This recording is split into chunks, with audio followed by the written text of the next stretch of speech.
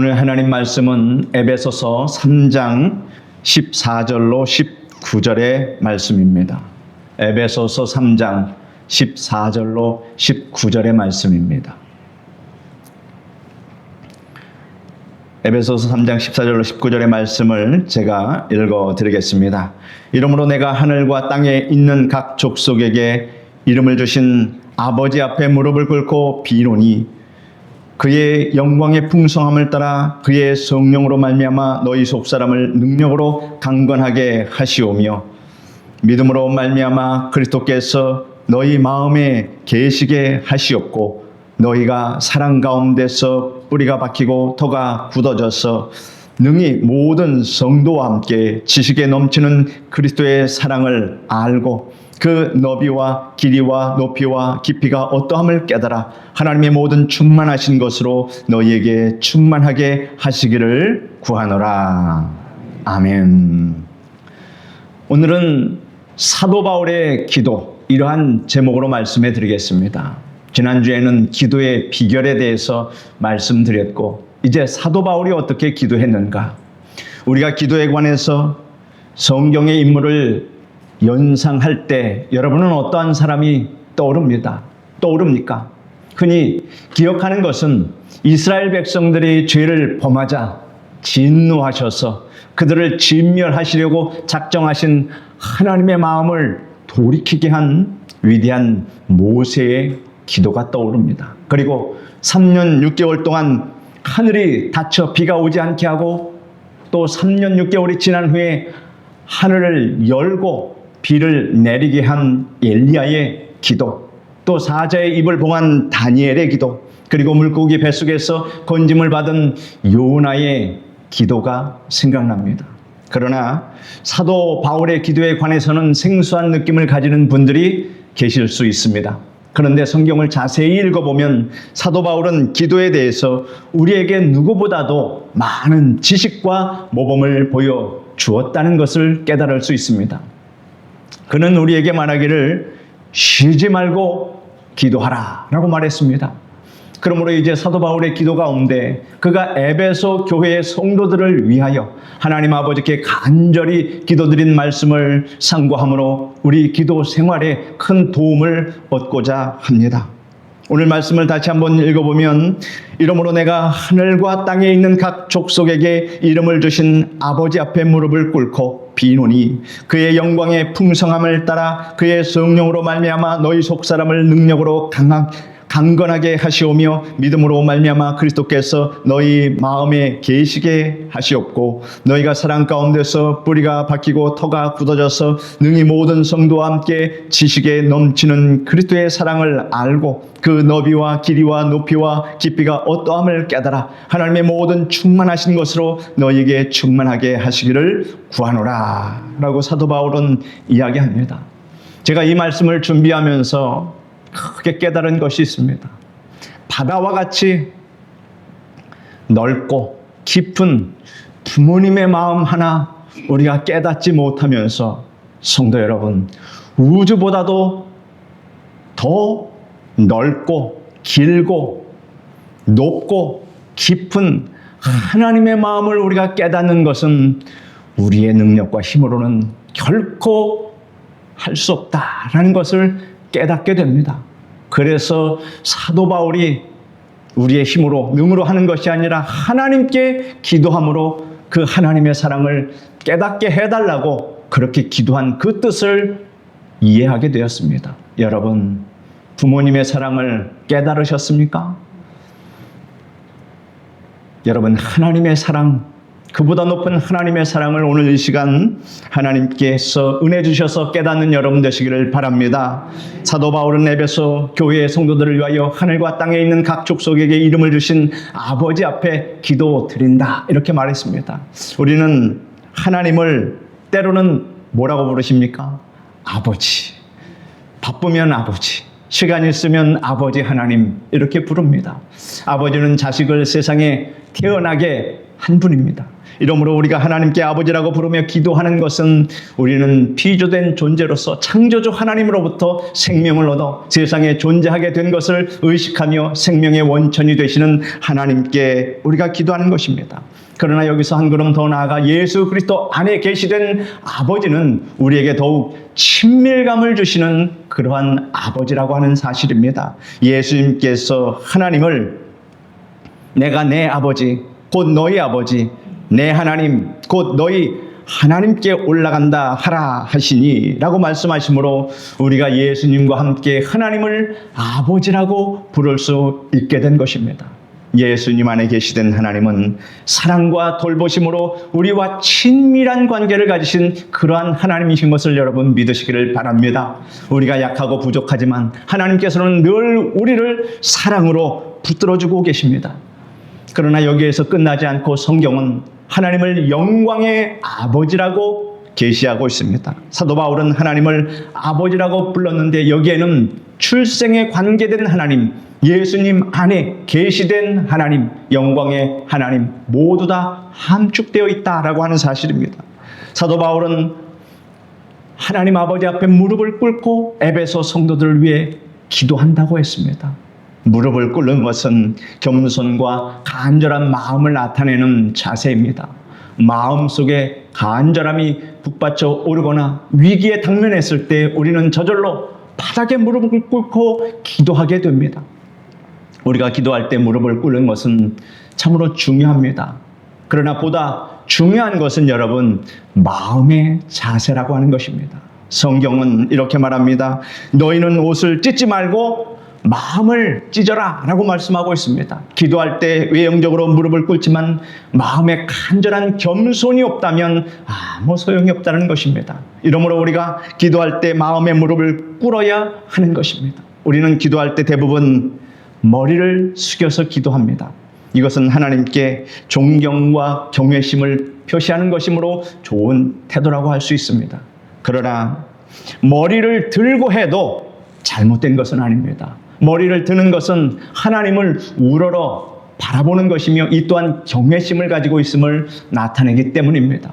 머리를 숙이든 머리를 들든 우리는 하나님을 경외하고 우러러본다라고 하는 사실입니다. 또한 우리는 기도할 때 손을 모으고 기도합니다. 이것은 온종일 분주했던 우리 몸과 마음을 하나님께로 집중하는 그 마음의 태도를 보여주는 것입니다. 어떤 간절함이 있을 때 자연적으로 두 손을 꼭 모으고 그 간절한 소원을 말하지 않겠습니까?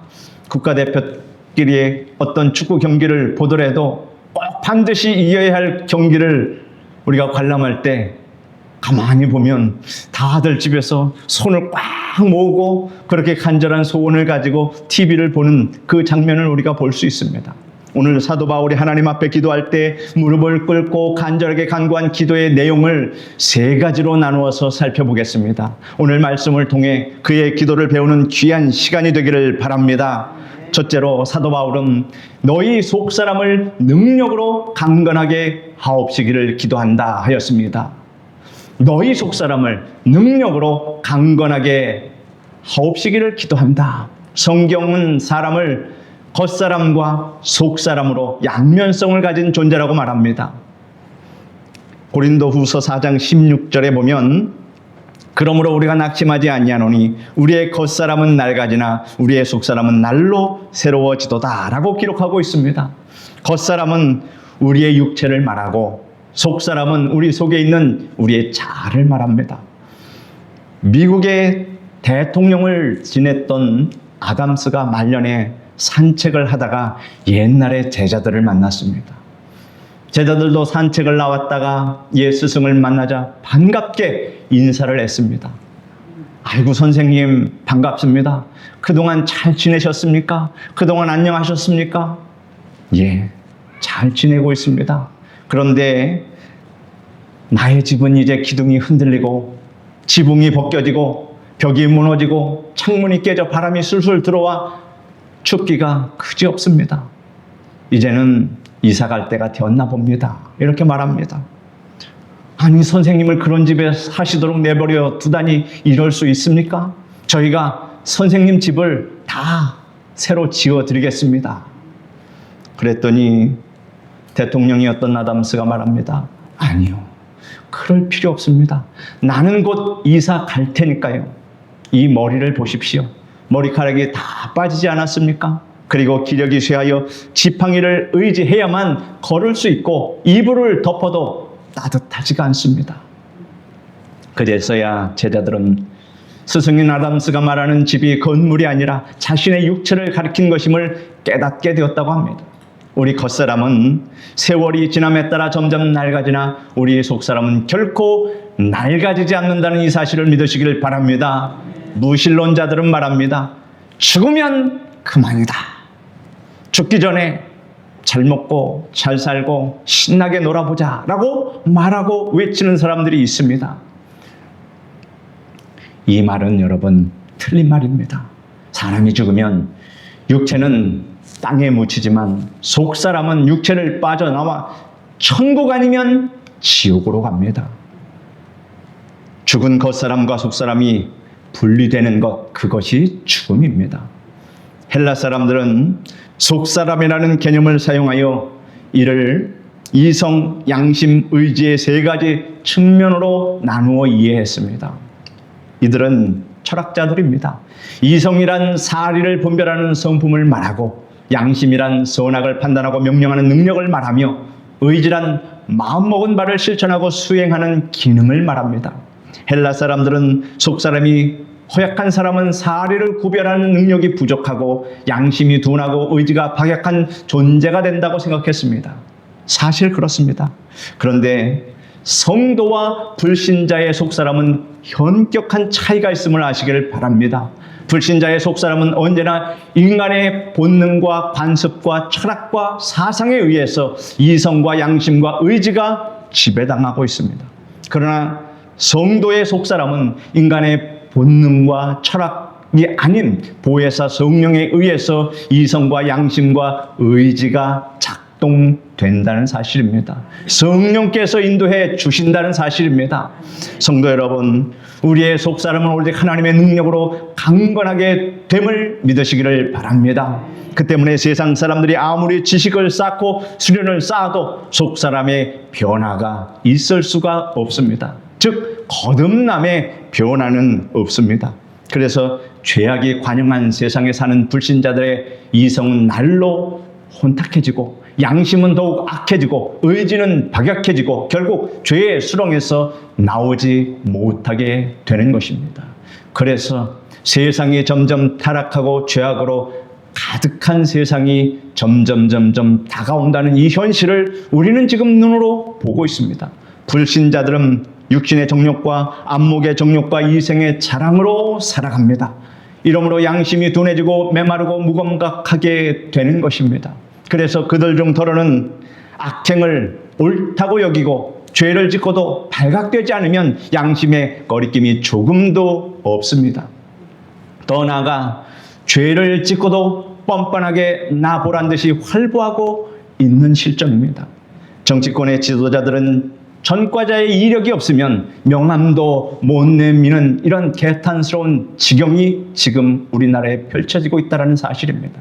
그런데 우리 성도들도 조심해야 합니다. 세상의 추악한 환경 속에 파묻혀 살면 악한 세력의 영향을 받게 됩니다. 롯이 아브라함과 헤어진 후에 어디로 이주해서 살았습니까? 소돔과 고모라 성에 들어가 살았습니다. 그 소돔과 고모라 성 안에 들어가 살았기 때문에 그곳의 모든 악함이 파도처럼 그들의 심령에도 영향을 미쳤습니다. 그래서 롯의 가족의 마음도 심히 부패하게 되었습니다. 아무리 하얀 옷을 깨끗하게 입은 사람이 있을지라도 많은 그런 오염된 곳에서 살다 보면 그 하얀 옷이 결국은 까매지고 부패하게 된다라는 이 자연의 이치를 거스릴 수는 없습니다.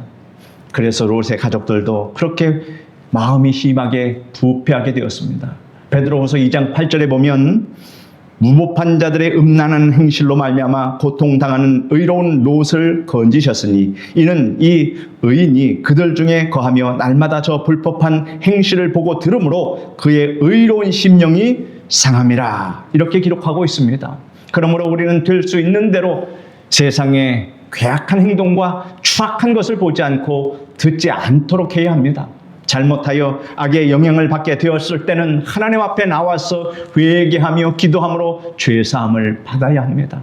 그렇지 않으면 이성이 어두워지고 양심이 부패하고 의지가 약해져서 불신자처럼 죄악의 수렁에 깊이 빠져들 수 있다라고 하는 사실입니다.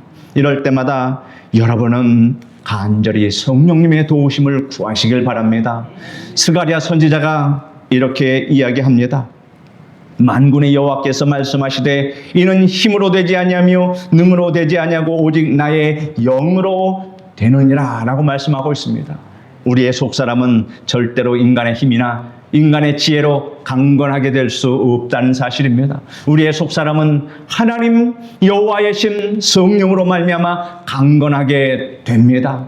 우리가 성령을 충분히 받고 성령의 능력에 붙잡힐 때 사리를 올바르게 분별하는 능력을 갖게 됩니다. 하나님의 말씀을 올바로 깨닫고 하나님의 선하시고 온전하신 뜻이 무엇인지를 알아 이를 위해 살아가기 때문에 우리에게 항상 옳은 판단력을 주신다는 사실입니다. 성령의 역사가 없으면 올바른 분별력을 가질 수 없습니다. 이 악한 세상 속에서 우리가 살아갈 때 한 번의 잘못된 선택이 큰 낭패를 불러오는 경우가 얼마나 많이 있습니까? 그러므로 어떤 중요한 일을 선택할 때는 항상 하나님 앞에 여러분 기도하십시오. 그래서 나의 선택이 결코 좌절을 맛보지 않는 선택이 될 수 있게 해달라고 기도하는 사람은 참으로 지혜로운 사람이며 성령 하나님을 의지하는 믿음의 사람이라고 하는 사실입니다. 하나님의 뜻이 무엇인지 무엇이 하나님의 영광이 되는지 알 수 없고 하나님의 뜻을 쫓아 살아가는 능력도 하나님의 영광을 위해 살아가는 능력도 우리는 하나님의 은혜가 아니면 얻을 수 없다는 것입니다. 이러므로 여러분은 여러분의 힘으로 강건하기를 기대하지 마십시오. 여러분이 나약한 자신을 발견할 때마다 성령님께 의지함으로 속사람이 강건하게 돼서 이 세상을 잘 살아가시는 여러분 되시기를 축원합니다. 둘째로 사도 바울은 믿음으로 말미암아 그리스도께서 너희 마음에 계시게 하옵기를 기도한다 이렇게 말했습니다. 예수님을 구주로 영접한 사람의 심령 속에는 이미 예수 그리스도께서 성령으로 와 계심을 확신하시기를 바랍니다. 여러분은 지금 여러분 마음속에 성령 하나님이 들어와 계시고 하나님의 말씀을 들을 때 참으로 기쁨으로 받고 있음을 아시길 바랍니다. 예수님께서 말씀하셨습니다. 그러므로 너희는 가서 모든 민족을 제자로 삼아 아버지와 아들과 성령의 이름으로 세례를 베풀고 내가 너희에게 분부한 모든 것을 가르쳐 지키게 하라. 볼지어다 내가 세상 끝날까지 너희와 항상 함께 있으리라 하시니라. 이렇게 말씀하셨습니다. 그때 말씀하신 하나님이 지금도 우리와 함께하고 있다는 이 사실을 우리는 믿을 수가 있습니다. 하나님은 변함이 없으십니다. 회전하는 그림자도 없으신 변화무쌍하신 변함이 없는 그런 하나님인 것을 우리는 믿을 수 있습니다. 이러므로 예수 그리스도를 구주로 믿는 사람 속에는 예수님이 이미 와 계심을 아시기를 바랍니다. 그럼에도 불구하고 사도 바울이 그리스도께서 너희 마음에 계시게 하옵기를 기도한다고 한 것은 무엇 때문입니까? 그리스도께서 그리스도의 임재를 단지 지적으로 인정하는 것과 그리스도의 임재를 마음속에 느끼며 사는 것에 차이가 있다는 것입니다. 사도 바울이 너희 마음에 그리스도께서 계시게 되기를 기도한다는 것은 그리스도가 여러분과 함께 있음을 매일 매순간 여러분이 느끼며 살기를 원한다는 뜻입니다. 여러분은 매일 매순간 예수 그리스도 성령이 여러분 가운데 임하여 여러분을 인도하신다는 것을 느끼며 살고 계십니까? 그리스도께서 함께 계심을 느끼며 살아갈 때 여러분의 삶이 여러분의 삶에 현저한 변화가 다가오게 됩니다. 먼저 그리스도께서 함께 계심을 느끼며 사는 사람은 경건한 삶을 살게 됩니다. 그리스도께서 지금 나와 함께 하신다는 의식을 가지면 결코 세상과 어울리며 그들과 함께 향락을 향락을 즐기며 살아갈 수 없게 됩니다. 그 다음 그리스도께서 함께 계심을 느끼며 살아가는 사람은 담대한 마음을 가지고 인생을 적극적이며 긍정적으로 살아갑니다. 성경에 돈을 사랑하지 말고 있는 바를 족한 줄로 알라. 그가 친히 말씀하시기를 내가 결코 너희를 버리지 아니하고 너희를 떠나지 아니하리라 하셨느니라. 그러므로 우리가 담대히 말하되 주는 나를 돕는 이시니 내가 무서워하지 아니하겠노라. 사람이 내게 어찌하리요 하노라 라고 기록하고 있습니다. 이러므로 주님께서 늘 나와 함께 계심을 느끼는 사람은 두려워하지 않고 담대한 마음을 가지고 살아갈 수 있다라고 하는 사실입니다. 그 다음 그리스도께서 늘 함께 계심을 느낄 때 기쁨이 항상 넘치게 됩니다. 사랑의 주님께서 내 속에 들어와 계심을 느낄 때 여러분 기쁘십니까? 기쁨을 느끼며 살게 됨을 여러분 우리는 늘 체험합니다. 우리 마음속에 하늘의 신령한 기쁨이 넘쳐나게 되는 것입니다. 세상이 주는 기쁨이 결코 아닙니다. 영의 기쁨입니다. 하나님만이 주실 수 있는 기쁨입니다. 믿음이 충만하면 예수님께서 함께 계심을 내 영이 느낀다 그런 얘기입니다. 그러나 믿음이 멀어지면 하나님께서 계시지 않는 것 같은 그러한 행동과 말을 하게 됩니다. 그러므로 여러분의 행동과 말을 보고서 지금 하나님이 내 안에 계신가? 내 안에 계시지 않는가? 이것을 측정하면 됩니다. 그 때문에 사도 바울이 믿음으로 말미암아 너희 마음속에 그리스도께서 계시게 되기를 기도한다 이렇게 했습니다. 예수님께서 베드로에게 시몬아 사탄이 너를 밀 까부르듯 하려고 하지만 너희 믿음이 떨어지지 않도록 기도하였다. 하나님 예수님께서 베드로를 위해서 이렇게 기도했다라고 하는 것을 말해주고 있습니다. 예수님께서 베드로를 위해 이렇게 기도해 주셨기 때문에 그가 비록 주님을 모른다고 3번이나 부인하였지만 믿음을 회복하고 교회의 반석이 될 수 있었다라는 사실입니다. 믿음이 있는지 없는지를 판단하려면 그 사람의 직분이나 교회 출석 기간을 보는 것이 아니라 그의 말과 행동, 마음가짐을 살펴보면 대번에 알 수 있습니다. 그래서 제가 항상 말씀드리지 않습니까? 교회에서는 높고 낮음을 떠나서 항상 존댓말을 쓰셔야 합니다. 권사님, 집사님, 구역장님, 임자 하나 붙인다고 여러분의 체면이 깎이지 않는다는 사실을 아시고 임자를 붙이면 여러분의 품격이 올라간다는 이 사실을 아시고 우리 순복음 성강교회에서는 항상 낮은 자나 높은 자나 좋은 데 하는 그러한 놀라운 인품을 갖도록 애쓰시기를 바랍니다. 믿음이 충만한 사람은 언제나 그리스도와 함께 계심을 인식하며 말하고 행동하기 때문입니다. 그러나 마치 하나님이 계시지 않는 것처럼 사는 모습은 믿음이 부족하다는 증거입니다. 여러분 주변에 하나님이 계시지 않는 것처럼 행동하는 사람이 있다면 그가 믿음을 통해 그리스도께서 함께 계심을 깨닫게 하기 위해서 그를 위해 기도해야 할 것입니다. 또한 우리 자신도 그러한 상태에 빠지지 않도록 항상 하나님께 기도하며 깨어 있어야 합니다. 여러분 안에 그리스도께서 늘 함께 계심을 날마다 느끼며 그 믿음으로 강건하고 담대하며 기쁨이 넘치는 삶을 살아가시기를 축복합니다. 셋째로 사도 바울은 그리스도의 사랑을 알고 깨닫게 되기를 기도한다 하였습니다. 그리스도의 사랑은 지식을 능가합니다. 지식으로 이해할 수 없습니다. 인간의 이해 영역 그 이상입니다. 그 때문에 그리스도의 사랑을 알고 깨닫는 데에는 어린이든 어른이든 유식한 사람이든 무식한 사람이든 상관이 없습니다. 그리스도의 사랑은 우리 지식의 얽매이는 것이 아니라 바로 지식을 초월한다라고 하는 이 원리를 우리는 알아야 합니다. 우리의 지식을 초월하는 하나님의 사랑이 우리 속에 들어올 때 그 사랑으로 말미암아 우리는 하나님의 충만한 은혜 가운데 살 수 있다라고 하는 사실입니다. 그리스도의 사랑은 여러분 다 측량할 수 없습니다. 우리가 부모님의 마음 하나, 바다같이 넓고 바다같이 깊은 우리 어머니의 마음 하나 헤아리지 못하는 우리들이 어떻게 우주보다도 그 넓고 길고 높고 깊은 예수님의 사랑을 알 수 있겠습니까? 우리로서는 불가능한 일이다라고 하는 것입니다. 사도 바울은 그리스도의 사랑의 넓이와 길이와 높이와 깊이가 어떠함을 깨닫게 되기를 기도한다 라고 말하고 있습니다. 그렇다면 성령님께서 이렇게 깨닫는 은혜를 주셔야 예수 그리스도를, 그 사랑을 깨닫게 된다. 여러분, 이 은혜가 여러분에게 임하기를 간절히 바랍니다. 그리스도의 사랑이 미치지 못할 곳은 없습니다. 왜냐하면 넓고 길고 높고 깊기 때문에 그러합니다. 서로 우리가 세상 끝에 있어도 그리스도의 사랑은 거기 있으며, 절망의 수렁에 빠져 있어도 그곳에 그리스도의 사랑이 있는 줄 믿으시기를 바랍니다. 세상에서 버림받고 큰 죄를 지었다 할지라도 그리스도의 사랑은 그 사람 곁에 와 있습니다. 그러므로 우리는 그리스도의 사랑의 넓이와 길이와 높이와 깊이가 어떠함을 깨달아야 합니다. 우리가 그리스도의 사랑을 깊이 깨달으려면 여러분, 중요한 것이 있습니다. 어떻게 하면 됩니까? 회개해야 합니다. 죄를 짊어지고서는 하나님의 사랑을 체험하기 어렵습니다. 먼저 죄가 없는 상태로 여러분 자신, 여러분의 심령을 만드시기를 바랍니다. 그리스도의 사랑은 회개하는 자에게 찾아온다는 사실입니다.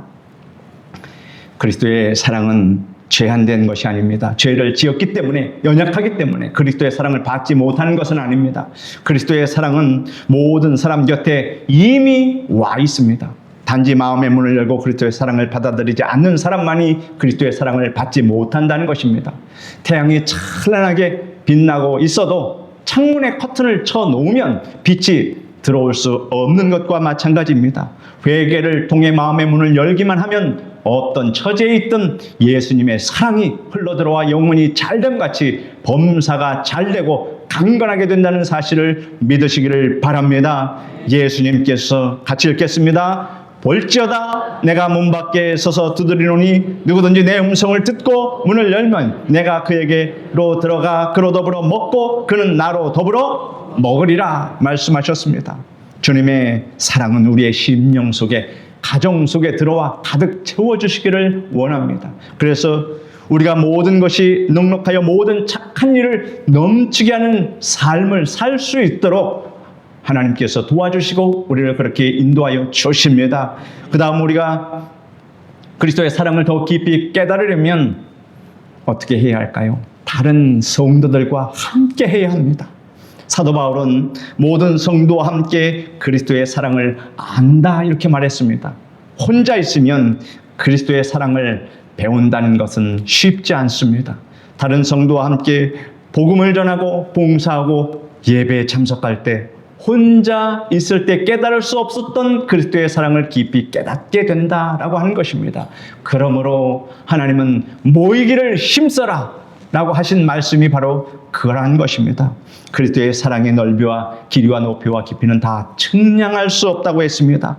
여러분은 이러한 주님의 사랑을 깊이 깨달음으로 더 깊은 은혜 속에 들어가시기를 바랍니다. 우리의 신앙은 그리스도의 사랑의 뿌리를 내려야 합니다. 사도 바울은 사랑 가운데 뿌리가 박히기를 바란다라고 말했습니다. 사랑 가운데 믿음의 뿌리가 박히기를 바란다. 여러분이 예수 그리스도의 십자가의 대속의 사랑을 깊이 깨달을 때 여러분의 사랑은 그리스도의 사랑의 뿌리를 깊이 내리는 것입니다. 우리가 흔히 예배를 드릴 때에 그날 예배가 마음에 꽂혔습니다. 그럴 때 뭐라고 말합니까? 은혜 받았다 이런 말을 많이 합니다.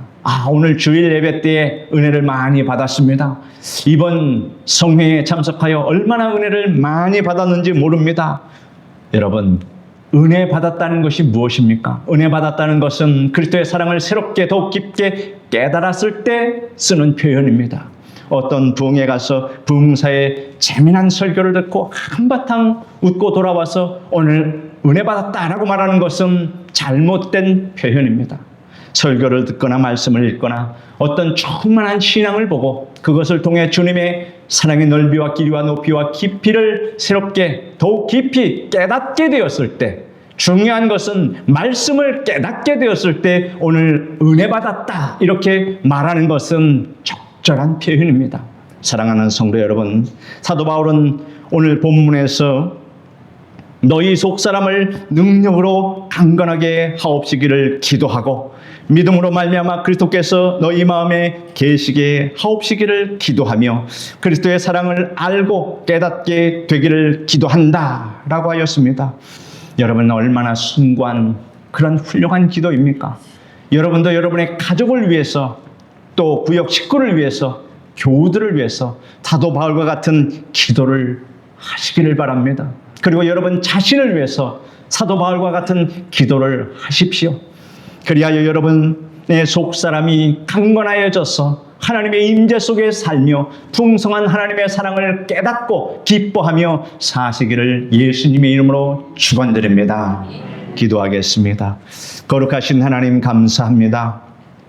사도 바울의 기도를 통해서 우리가 하나님의 그 크신 사랑을 우리 능력과 힘으로는 깨달을 수 없다는 것을 알았습니다. 오직 성령의 도우심으로 우주보다도 더 넓고 길고 높고 깊은 그 그리스도의 사랑, 그것을 우리가 깨달아서 이 세상 속에서 오직 주님만을 섬기며 주님께 영광을 돌리는 그러한 거룩한 성도의 삶을 살 수 있도록 하나님이여 도와주시옵소서.